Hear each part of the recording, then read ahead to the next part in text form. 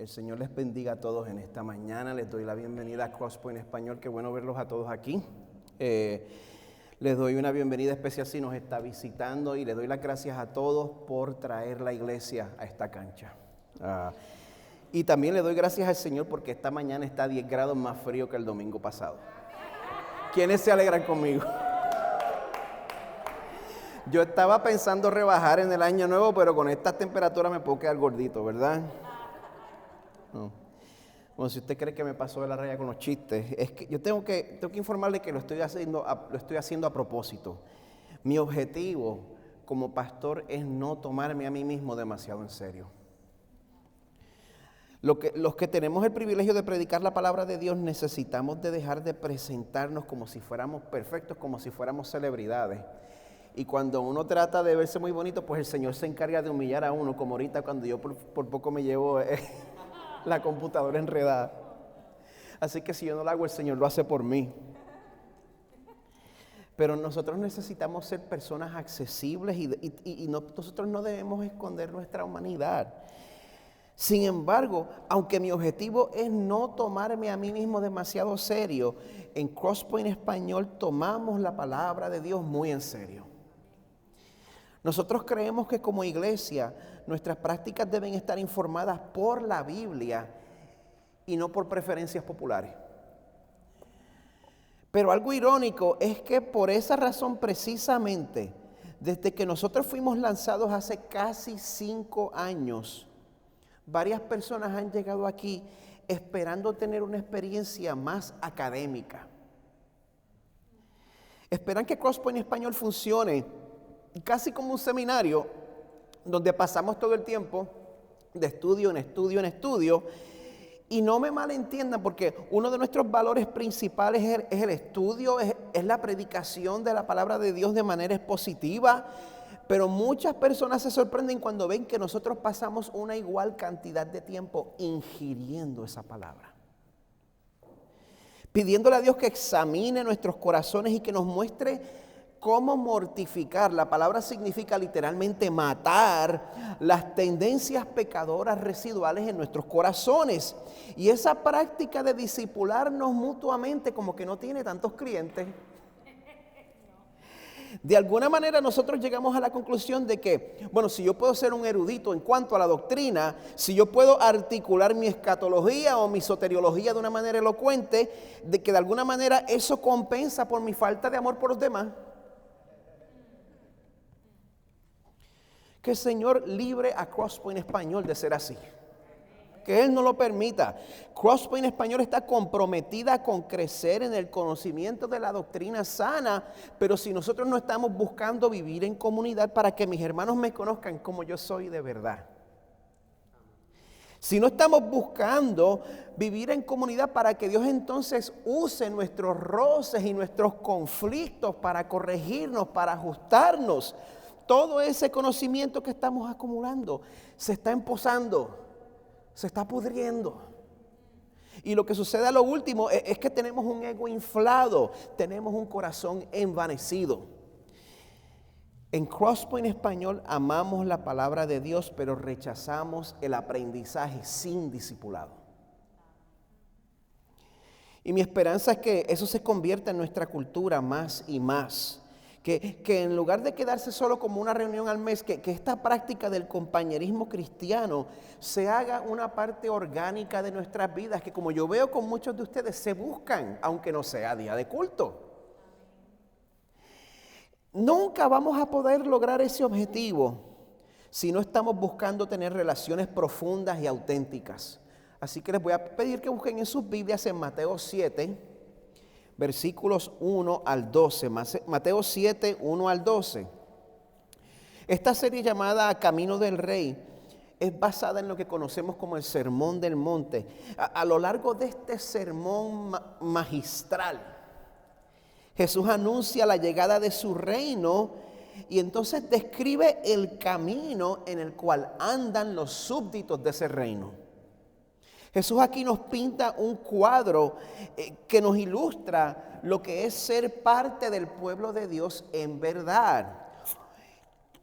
Y entonces uno de los ingredientes explosivos de este sermón del monte es que Jesús afirma que las autoridades religiosas de su tiempo, los fariseos, a pesar de su religiosidad, a pesar de su disciplina impresionante, que ellos no poseían la suficiente santidad, la suficiente justicia como para ser parte del reino de Dios. Yo creo que si Jesús fuera a predicar este sermón ahora entre nosotros y nos fuera a decir que a menos que su justicia sea mayor de la de los fariseos, no entrarán en el reino de los cielos, si nos lo fuera a decir a nosotros de una manera contextualizada, de una manera que nosotros lo entendiéramos, Él nos estaría diciendo: gente, dejen ya de estar venerando a los demás porque oran 40 días y ayunan. Ayunan 3 horas y oran 40 días, eso al revés. Dejen de estar venerando a la gente porque pueden articular los 5 puntos del calvinismo. Dejen de estar venerando a la gente porque tienen una barba de reformado. La persona que pertenece a mi reino muestra una rectitud mucho mayor. La persona que pertenece a mi reino comienza admitiendo que llega ante mí con las manos vacías. Ese es el punto de partida. La persona que pertenece a mi reino no se conforma con una religiosidad superficial. La persona que pertenece a mi reino anhela que todo lo que hace externamente, que ya sea la expresión de un corazón cambiado.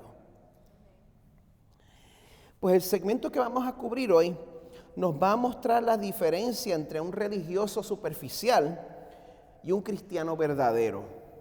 Así que vamos a leer en Mateo 7, 1 al 12. Yo estoy leyendo de la Biblia de las Américas. No juzguéis para que no seáis juzgados. Porque con el juicio con que juzguéis, seréis juzgados. Y con la medida con que midáis, se os medirá. ¿Y por qué miras la mota que está en el ojo de tu hermano y no te das cuenta de la viga que está en tu propio ojo? ¿O cómo puedes decir a tu hermano: déjame sacarte la mota del ojo, cuando la viga está en tu ojo? Hipócrita. Saca primero la viga de tu ojo y entonces verás con claridad para sacar la mota del ojo de tu hermano. Entonces como que cambia de tema súbitamente y dice: no deis lo santo a los perros, ni echéis vuestras perlas delante de los cerdos, no sea que las huellen con sus patas y volviéndose os despedacen. Pedid y se os dará, buscad y hallaréis, llamad y se os abrirá. Porque todo el que pide recibe, y el que busca halla, y al que llama se le abrirá. ¿O qué hombre hay entre vosotros que si su hijo le pide pan le dará una piedra? ¿O si le pide un pescado le dará una serpiente? Pues si vosotros, siendo malos, sabéis dar buenas dádivas, buenos regalos a vuestros hijos, ¿cuánto más vuestro Padre que está en los cielos dará cosas buenas a los que le piden? Por eso, todo cuanto queráis que os hagan los hombres, así también haced vosotros con ellos, porque esta es la ley y los profetas. Esta es la palabra de Dios. Padre nuestro que estás en los cielos, qué alivio saber que tú conoces nuestra necesidad antes de que lleguemos ante ti en oración. Señor, tú conoces las situaciones entre nosotros, tú conoces que hemos pervertido lo que significa amar verdaderamente. Por eso yo te pido, Señor, que tu palabra ajuste nuestras mentes, que tu palabra haga nuestras conciencias aún más sensitivas. Que seamos un pueblo que vive en un compañerismo sincero, que vivamos en humildad sin fingir, Señor, porque tu gracia nos da la libertad y tu gracia nos da el poder para vivir de esa manera.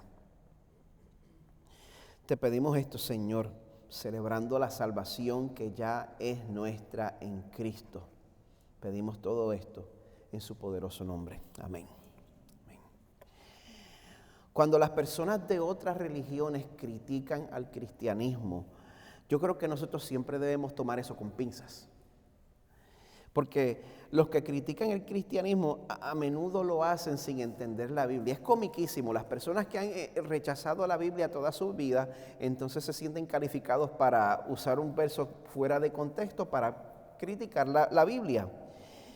Pero lo hacen creyendo lo hacen sin entender el cristianismo. Creen que el cristianismo es como todas las otras religiones, donde uno busca la salvación a través de buenas obras, esperando que al final pues Dios pese tus buenas obras y que las buenas obras mías pues pesen más que las malas. Eso no es el cristianismo.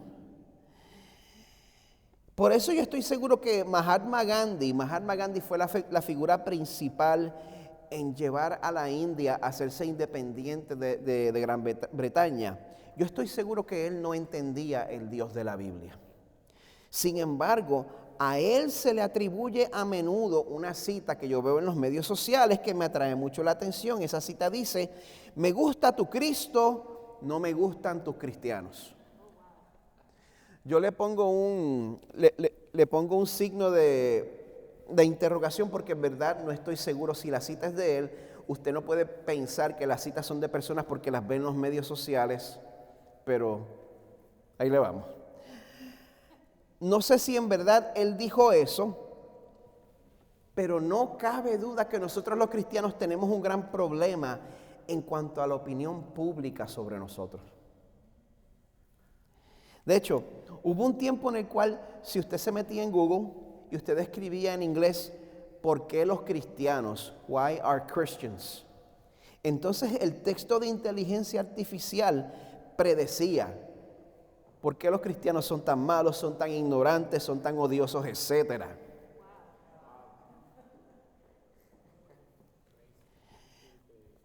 Aún concediendo margen para los que nos están juzgando sin conocernos.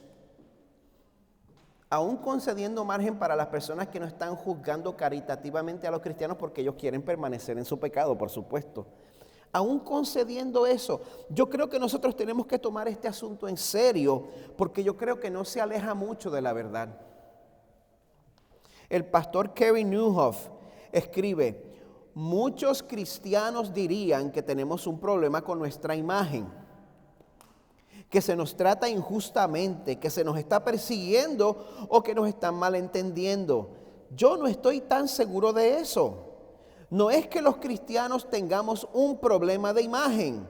Es más probable que lo que tengamos es un problema de integridad. Hay varios asuntos dentro de nuestro control que nos dan una mala reputación con los no cristianos. Y pues yo les voy a presentar el Exhibit A, las redes sociales.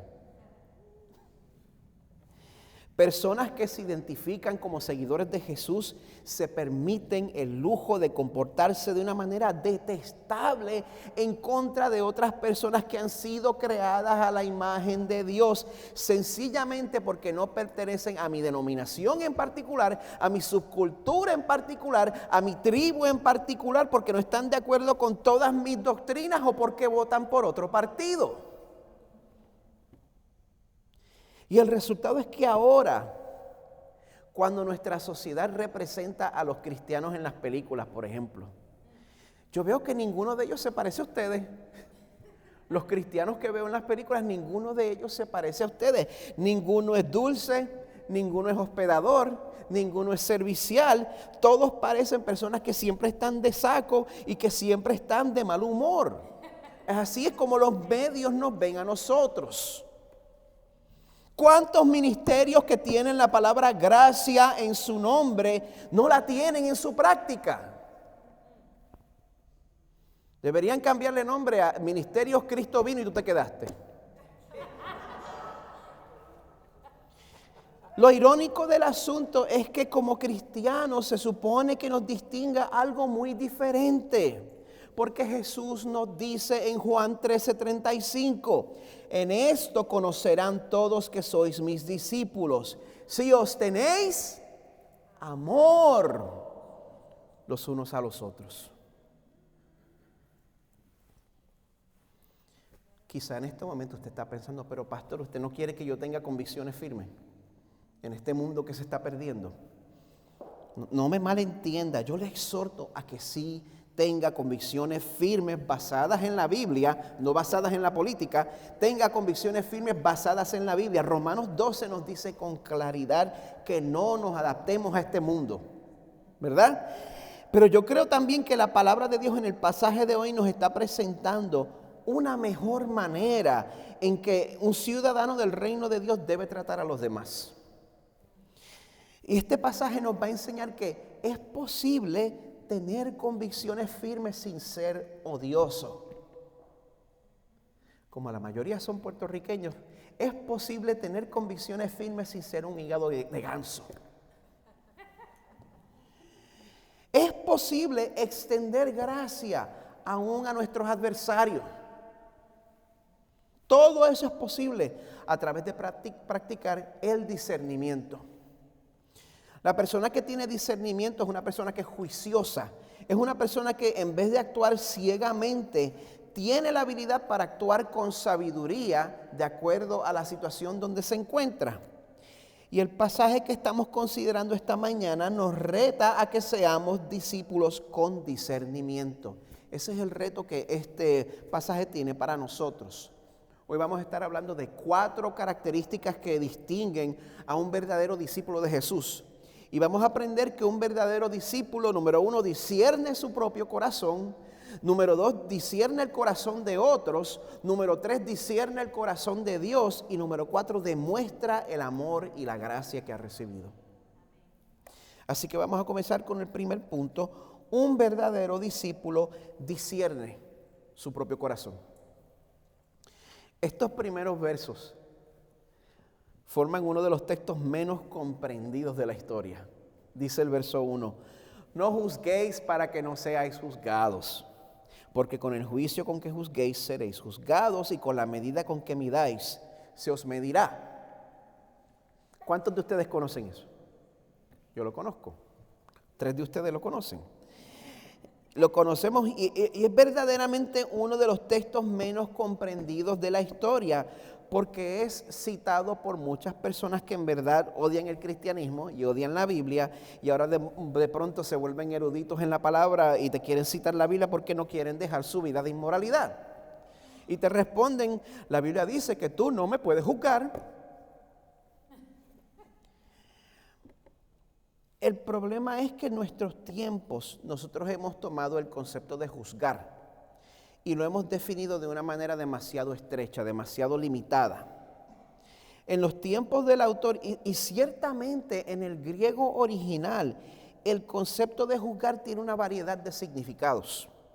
Y yo les puedo decir con entera confianza que cuando Jesús nos está exhortando y nos dice, no juzguéis para que no seáis juzgados, Jesús no nos está prohibiendo utilizar el criterio de su palabra para evaluar una situación. Lo voy a decir otra vez porque es difícil. Cuando Jesús nos dice no juzgues, Él no nos está prohibiendo utilizar el criterio de su palabra para evaluar. De hecho, en este mismo pasaje ustedes van a ver que Jesús nos exhorta a juzgar en el verso 6 cuando dice que no echemos perlas a los cerdos. Y bueno, para decidir quiénes caen en esa categoría de cerdos, pues hay que emitir un juicio, no hay de otra. Bueno, cuando consideramos la Biblia entera, el consejo entero de Dios, cuando consideramos las enseñanzas de la Biblia en su totalidad, encontramos muchos pasajes donde al cristiano se le da la autoridad y la responsabilidad de evaluar a otros. La Biblia nos dice eso. Efesios 4:15 nos exhorta a hablar la verdad en amor. Primera de Corintios 6:2-3, ese me encanta, dice, ¿no sabéis que los santos han de juzgar al mundo? Y si el mundo es juzgado por vosotros, no sois competentes para juzgar los casos más triviales. ¿No sabéis que hemos de juzgar a los ángeles? Cuanto más asuntos de esta vida. La palabra de Dios no se contradice. Por lo tanto, cuando Jesús nos exhorta a no juzgar, eso significa que hay una manera especialmente pecaminosa, en la cual nosotros corremos el peligro de juzgar a los demás, y eso es cuando nosotros juzgamos de manera injusta. Eso es lo que nos está diciendo el Señor: no juzgues injustamente. Por esa razón, el mismo Jesús dice en Juan 7:24, no juzguéis por la apariencia, sino juzgad con justo juicio. Así que vamos a hacernos la pregunta: ¿qué es juzgar de manera injusta? ¿Qué es juzgar por la apariencia? Nosotros juzgamos injustamente cuando nosotros queremos traer corrección a los demás sin primero corregirnos a nosotros mismos. La corrección, el juicio injusto, es cuando nosotros queremos caerle encima a los otros y regañarlos sin primero considerar nuestros propios corazones. Los versos 3 y 4 nos dan esa ilustración clásica que conocemos. ¿Por qué miras la mota o la paja en la Reina Valera del 60? ¿Por qué miras la mota que está en el ojo de tu hermano y no te das cuenta de la viga que está en tu propio ojo? ¿O cómo puedes decir a tu hermano, déjame sacarte la mota del ojo, cuando la viga está en tu ojo? ¿Usted quiere identificarse como seguidor de Jesús? Ni un amén. Usted quiere, le voy a dar otra oportunidad. Ay, Señor. ¿Usted quiere identificarse como seguidor de Jesús? Okay. Entonces, tener este tipo de actitud es su responsabilidad. Jesús nos enseña que cuando nos toque ir a otra persona con el propósito de traerles corrección, con el propósito de exhortar, con el propósito de amonestar, ese día va a llegar. No es si viene, sino cuándo viene.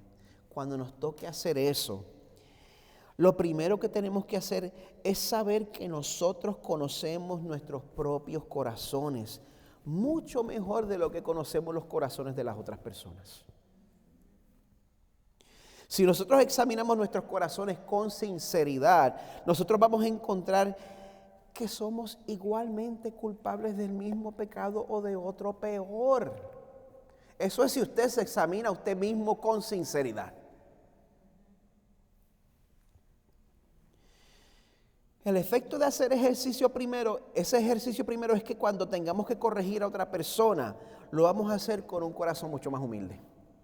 Lo vamos a hacer con una actitud mucho más suavecita y mucho más dulce. Lo cual va a ayudar a la otra persona a poder recibir nuestra corrección sin tener que estar tan defensivo. A usted le pasa eso, ¿verdad? A mí me ha pasado eso.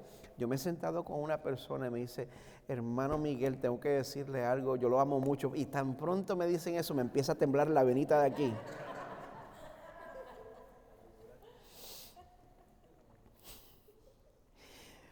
Pero una actitud de humildad ayuda a que uno sea más receptivo y va a resultar en que Dios se va a agradar de la situación, salga como salga. Reciba a la persona su corrección o no. La tragedia es que este tipo de interacción es la excepción, no es la regla. Si las redes sociales diagnostican la situación correctamente, la regla es que los cristianos tendemos a traer el mazo de la condenación con una actitud de superioridad, como si nuestros pecados no fueran tan feos. Y por eso es que Jesús nos exhorta de una manera tan tajante y nos dice en el verso 5, hipócrita, saca primero la viga de tu ojo. Y dense cuenta de la comparación. Lo que conocemos del pecado de los demás es una paja, es como aserrín. Pero lo que conocemos de nuestro propio pecado es como una viga, es como un cuartón 2x4. Y es por esa razón que el discípulo verdadero primero discierne su propio corazón. Y solo después de hacer eso minuciosamente, entonces discierne el corazón de otros. Voy a pasar menos tiempo elaborando este punto, se los prometo. El resto del verso 5 nos dice, saca primero la viga de tu ojo y entonces verás con claridad para sacar la mota del ojo de tu hermano. Cuando tú contemplas tu corazón admitiendo la verdad, cuando te das cuenta del pecado severo en tu corazón del cual Dios te ha perdonado, entonces puedes ayudar a los demás con sus pecados. Y esos pecados de los otros no te van a parecer tan graves por comparación si tú consideras tu propio corazón. Pero adicionalmente, preste atención, en el reino de Dios es solo cuando buscamos tener un corazón humilde.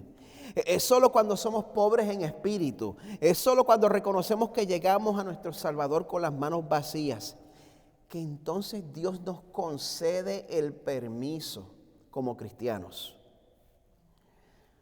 para que juzguemos a otros teniendo una actitud de sobriedad. Primero tenemos que llegar humildes y entonces el Señor nos concede el permiso para juzgar a otros con una actitud de sobriedad. Y entonces también nos dice que podemos discernir, oiga esto, podemos discernir con quiénes podemos compartir el evangelio y con quiénes no perder el tiempo. Verso 6. No deis lo santo a los perros, ni echéis vuestras perlas delante de los cerdos, no sea que las huellen con sus patas y volviéndose os despedacen. No desperdiciemos las cosas de valor con la gente que no las va a apreciar. Esto es para el cristiano maduro.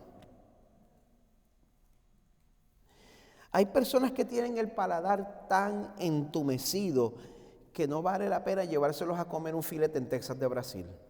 Mándelo para el Taco Bell. De esa misma manera, hay personas que tienen una actitud crónicamente antagónica en contra del evangelio. Y lo interesante del asunto aquí es que Jesús, ¿sabes a quién Jesús le estaba dirigiendo esta pullita? A las autoridades religiosas, a los fariseos. Precisamente, él usa los insultos que los mismos fariseos usaban en contra de los gentiles, en contra de los paganos, cerdos y perros, y los está llamando a ellos perros y cerdos. Son los que rechazan, en última análisis, los que son verdaderamente perros y cerdos, esos son los que rechazan el mensaje de la salvación que Dios da como regalo porque ellos creen que no lo necesitan. Eso es un perro, eso es un cerdo, el que rechaza el mensaje de salvación por gracia, porque cree que no lo necesita. Muchas gracias, pero no me hace falta. Yo estoy seguro de que Dios me va a aceptar porque ya yo le mando dinero a la Fundación del Cáncer. Muchas gracias, pero no me hace falta. Yo estoy seguro que Dios me va a aceptar porque yo ayudo a los indigentes en la calle. Muchas gracias, pero no me hace falta. Yo oro, yo ayuno, yo profetizo toda la semana. Muchas gracias, no me hace falta. Yo me sé de memoria las 5 solas de la Reforma. Yo te aseguro que Dios no está igual de impresionado. Y cuando nosotros creemos que Dios está en deuda con nosotros porque nos portamos bien, entonces corremos el peligro de caer en el grupo de las personas que ponen su confianza en su propia moralidad. ¿Y usted sabe qué sucede con esas personas? Las personas que insisten en confiar en su propia justicia, en su propia moralidad.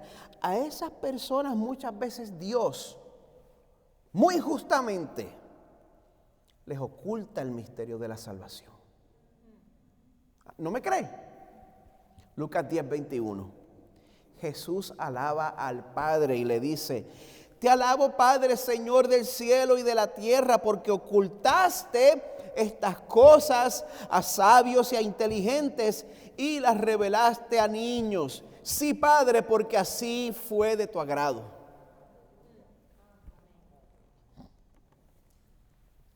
Un segundo para que usted mastique eso.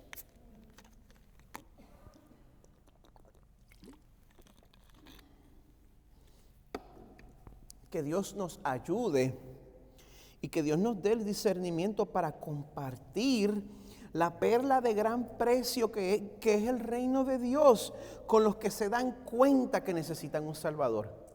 que el Señor abra nuestros ojos, porque solamente el que se da cuenta de que Dios lo ha rescatado del pozo del pecado, esa persona es la que puede discernir el corazón de Dios. Y esa persona es la que se acerca a Él confiadamente, de la misma manera que un niño se acerca a su padre para pedirle un vaso de agua. Nosotros necesitamos recordar que la inclinación del corazón de nuestro Padre que está en los cielos siempre es favorecernos. La inclinación del Señor siempre es favorecer a sus hijos. Siempre. Inclusive cuando nos disciplina, la inclinación del Señor para con nosotros es bien. Por esa razón Jesús nos exhorta, comenzando en el verso 7, y nos dice: pedid, se os dará, buscad y hallaréis, llamad, se os abrirá. Todo el que pide recibe, y el que busca halla, y al que llama se le abrirá. Suena como un cliché, pero no te rindas.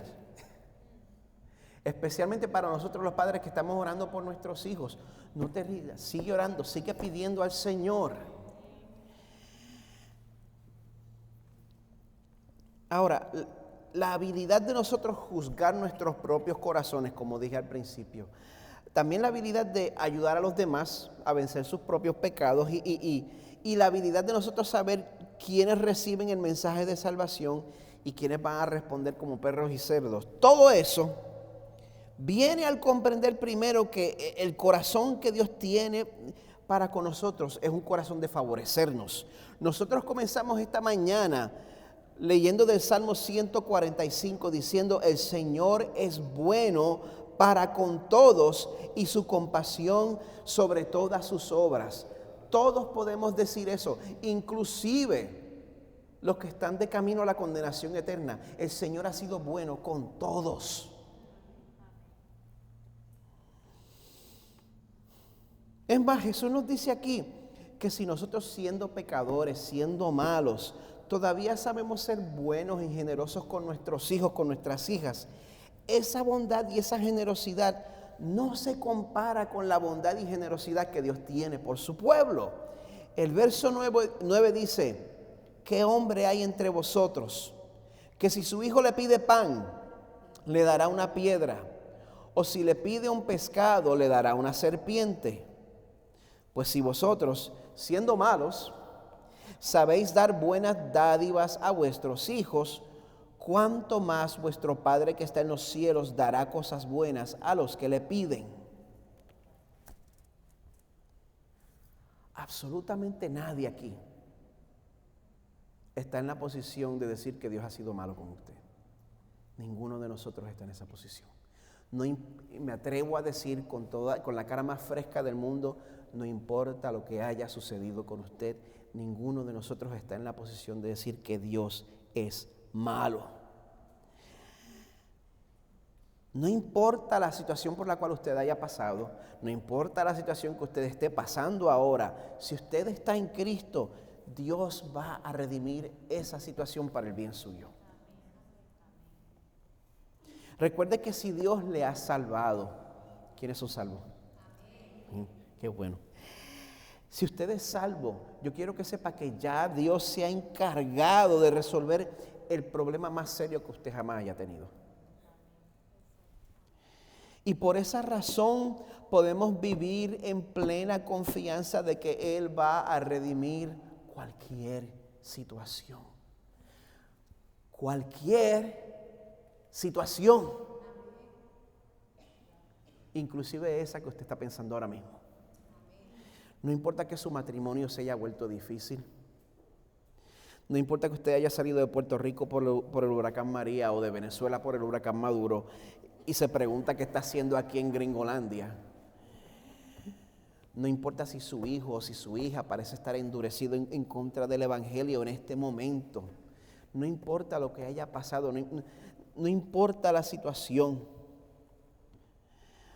Nada puede cambiar la realidad que vemos en Romanos 8, que dice: sabemos que para los que aman a Dios todas las cosas cooperan para bien, esto es, para los que son llamados conforme a su propósito. Porque a los que de antemano conoció, también los predestinó para ser hechos conforme a la imagen de su Hijo, para que Él sea el primogénito entre muchos hermanos. Y a los que predestinó, a estos también llamó. Y a los que llamó, a esos también justificó. Y a los que justificó, a esos también glorificó. Entonces, ¿qué diremos a esto? Si Dios está por nosotros, ¿quién estará contra nosotros? El que no eximió ni a su propio Hijo, sino que lo entregó por todos nosotros, ¿cómo no nos concederá también con Él todas las cosas? ¿Quién acusará a los escogidos de Dios? Dios es el que justifica. ¿Quién es el que condena? Cristo Jesús es el que murió, sí, más aún el que resucitó, el que además está a la diestra de Dios, el que también intercede por nosotros. ¿Quién nos separará del amor de Cristo? ¿Tribulación o angustia o persecución o hambre o desnudez o peligro o espada? Tal como está escrito, por causa tuya somos puestos a muerte todo el día, somos considerados como ovejas para el matadero. El sufrimiento es real. No estoy quitándole, su sufrimiento es legítimo. Como hijos de Dios compartimos sus sufrimientos. Sin embargo, como dice el verso 37, pero en todas estas cosas somos más que vencedores por medio de aquel que nos amó, porque estoy convencido de que ni la muerte, ni la vida, ni ángeles, ni principados, ni lo presente, ni lo porvenir, ni los poderes, ni lo alto, ni lo profundo, ni ninguna otra cosa creada nos podrá separar del amor de Dios que es en Cristo Jesús, Señor nuestro. Esta realidad nos mantiene firmes cuando Dios nos llama a pasar por temporadas difíciles. Y no solo eso, sino que a pesar de lo que nosotros hayamos pasado en nuestras vidas, esta realidad también nos da el poder para ser personas que están llenas de amor y gracia para los demás, porque el que se da cuenta del gran amor que Dios le ha demostrado, demuestra el amor y la gracia que ha recibido. Esa es la persona que puede verdaderamente vivir la famosa regla de oro que encontramos en el verso 12. Por eso, todo cuanto queráis que os hagan los hombres, así también haced vosotros con ellos, porque esta es la ley y los profetas. Eso cubre 613 leyes. Yo le doy gracias al Señor porque Él simplifica. Todo esto nos enseña que mientras nosotros mejor conocemos a Dios, mejor nos conocemos a nosotros mismos. Y por lo tanto podemos amar correctamente a los demás aún en sus momentos de debilidad. Por esa razón yo les exhorto a que busquen conocer a Dios íntimamente. Busquen estar cerca de Él. No dejen pasar los tiempos de sus disciplinas espirituales. Cuando nosotros buscamos la dirección del Espíritu Santo, cuando nosotros conocemos la bondad y el amor de Dios a través de Jesús, cuando nosotros permitimos que Dios busque las profundidades de nuestros corazones y que nos lleve al arrepentimiento, entonces, en respuesta a lo que Dios ya ha hecho por nosotros, no para conseguir la salvación, sino en respuesta a lo que Dios ya hizo por nosotros, nosotros vamos a poder vivir en el contexto de relaciones profundas y auténticas. Y a pesar de que pues, esto conlleva mucho sacrificio, es difícil. Yo no he conocido una iglesia donde la gente viva más lejos los unos de los otros que esta. Por lo tanto, vivir en comunidad es una decisión consciente y conlleva sacrificio. Pero a pesar de eso, si nosotros vivimos en búsqueda de eso, nosotros vamos a poder compartir de manera auténtica nuestras vidas con nuestros hermanos en Cristo. Esa es la única esperanza que tenemos de vivir como súbditos del reino del cielo. Amén. Bueno, el equipo de adoración puede pasar y les voy a pedir que preparemos nuestros corazones durante este tiempo de transición para participar en el sacramento de la comunión.